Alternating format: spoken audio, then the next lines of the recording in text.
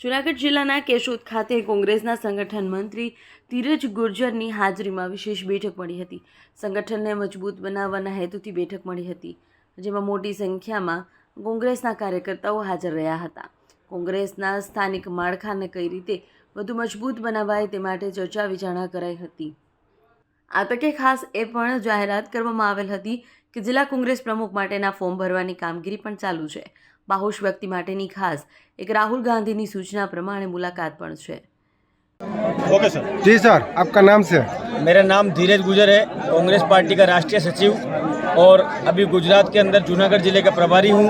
पूरे देश के अंदर कांग्रेस पार्टी कांग्रेस कार्य समिति के विचारों के तहत संगठन वर्ष मना रही है, जिसके तहत संगठन सृजन अभियान के माध्यम से जिलों के अंदर जाकर कांग्रेस के नेता कार्यकर्ताओं की राय लेकर कार्यकर्ताओं की जाजम पर कांग्रेस के निर्णय करने की शुरुआत राहुल गांधी जी के निर्देश पे हमने करी है। मैं जूनागढ़ की इस केशोद विधानसभा के अंदर पहुंचा हूं। हमारे साथ में वरिष्ठ नेता पूंजा भाई जी हैं, भरत भाई मकवाना जी हैं, हमारे जिलाध्यक्ष जी हैं।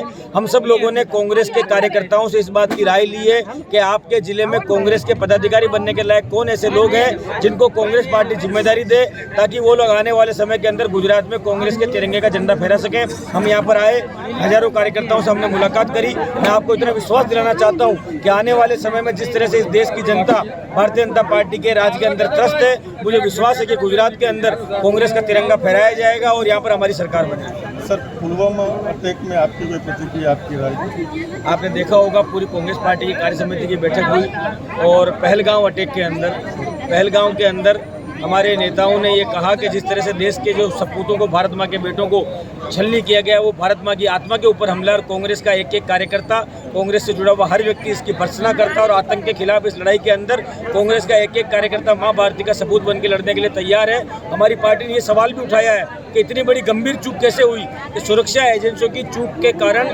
भारत माँ के बेटों पर हमला हुआ। सरकार इसकी जिम्मेदारी ले और जिनके कारण ये चूक हुई उनके नाम सार्वजनिक करे और उसके साथ साथ आतंकियों के ऊपर करारी कार्रवाई करे। उस करारी कार्रवाई के अंदर कांग्रेस पार्टी सरकार के साथ खड़ी है। आ तके कोंग्रेसना संगठन मंत्री राजेश गुर्जरे जणावेल के कोंग्रेस 2027 विधानसभा चूंटणीने लई हालथी ज तैयारी शरू करेल छे, जे अंतर्गत हाल तेओ जूनागढ़ना प्रवासे छे। तेओए વધુમાં જણાવેલ કે આજથી આ બેઠકનો મુખ્ય હેતુ માળખાને વધુ મજબૂત બનાવવાને લઈ હતો। હાલ કોંગ્રેસ દ્વારા એ પણ જણાવેલ છે કે આમ આદમી પાર્ટીનું ગુજરાતમાં કોઈ જ વજૂદ નથી।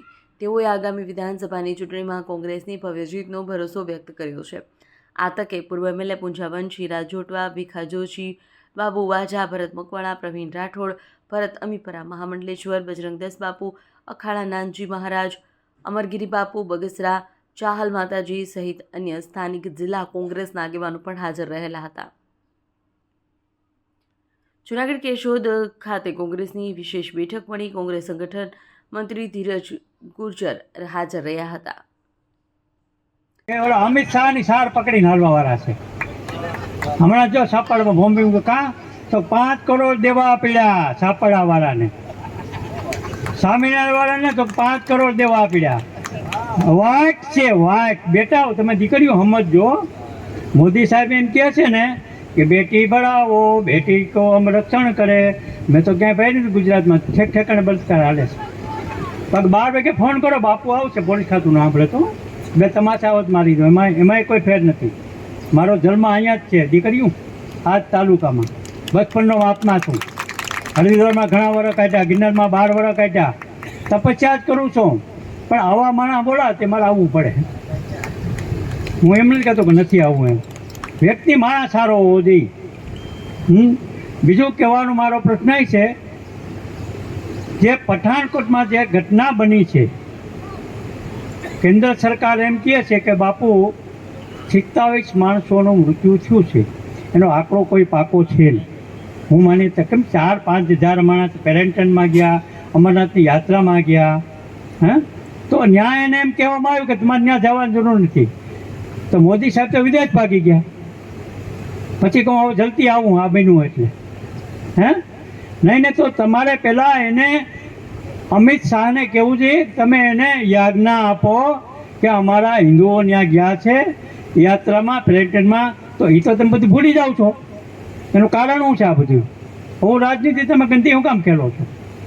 તમે એમ કહો છો કે અમે હિન્દુવાદી સરકાર છે, જો આમાં તો એમાં હું કીધું આમાં ઘણા ભાજપવાળા છે અંબરવાળા બાપુમાં.